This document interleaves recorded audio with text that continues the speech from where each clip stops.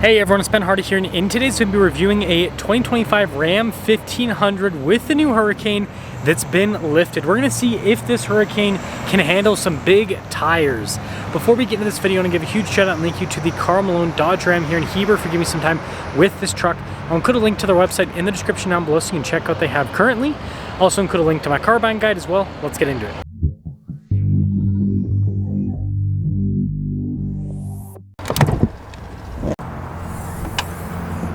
Under the hood, we have a twin-turbo 3-liter inline-6 that goes through an 8-speed automatic transmission.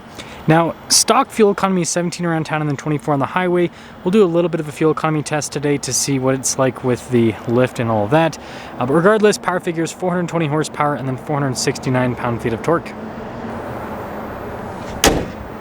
Before we move forward with this review, I do want to mention, if you want to see more videos just like this, then I recommend you subscribe because I post content every single day.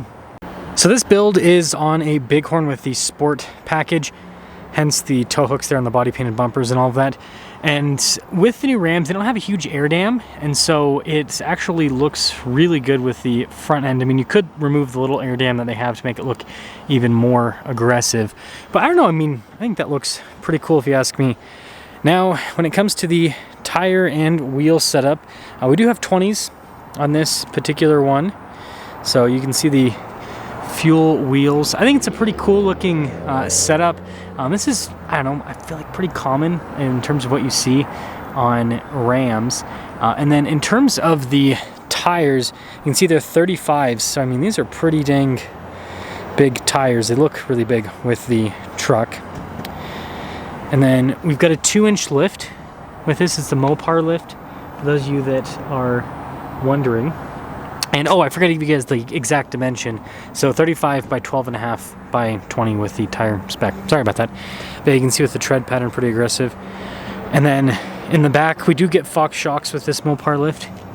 So I don't know if you can see, you can kind of see it there in the back. And then the Ram does have multi-link, so that helps out with ride quality, especially lifted. Now, this isn't perfectly level here on the lot, but you guys can see the stance front to rear. It's pretty even front to rear. It looks really sharp if you ask me. And yeah, again, 35s on this new Ram. I think they look really cool.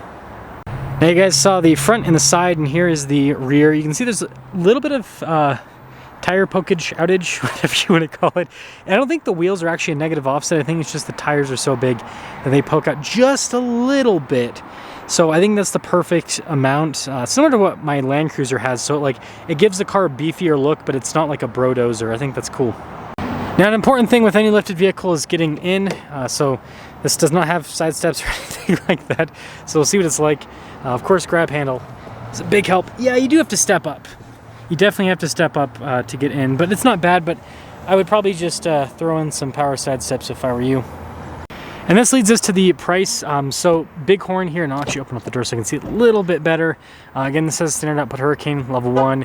Anyways, base MSRP $63,405. The lift package, so the tires, the wheels, the shocks, and the lift, all of that. Mounted, balance, everything's been done. An extra 10 grand, so 73,694 bucks is the total price on this. And well, let's see how it drives.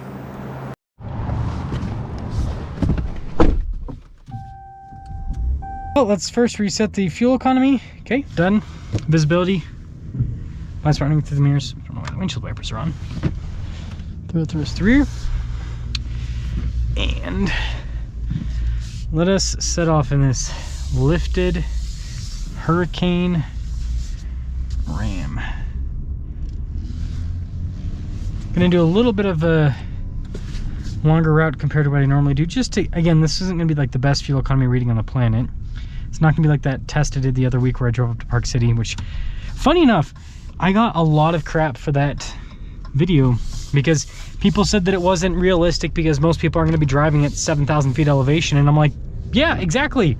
That's why I did the test. It's like, you know, the Hurricane in the most extreme environment is probably going to go through, for most owners, you know, what's the fuel economy going to be? So it was funny how people were upset about that. And it's like, okay, well, if you're not at 7,000 feet, you're probably going to get better fuel economy. Like right here, we're at 5,000 feet. So if you lift your truck and put 35s on it, and you're below 5,000 feet, you'll probably get better fuel economy than what we see in today's reviews. There's my little rant on that. We'll say smooth, very smooth. I like the feel. Power delivery is nice. Doesn't seem like it's struggling to move the 35s at all. And I'm like pretty sure this truck's not re-geared or anything. I didn't see anything on the sheet that suggested any sort of re-gearing.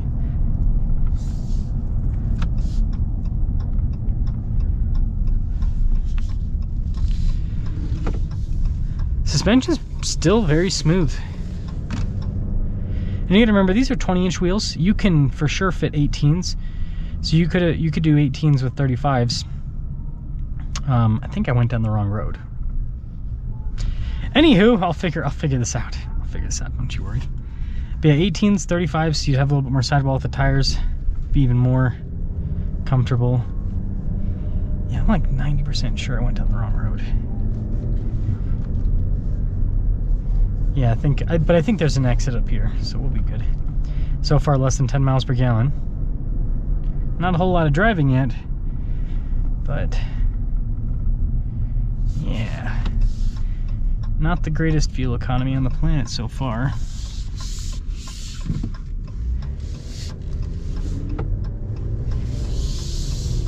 Oh no, I did go down the right road, because yeah, that's the only way to get to this one. Now I remember. Now I remember. But yeah, I mean, so far it's doing really well. It's comfortable. I don't feel like I'm struggling at all to move the tires.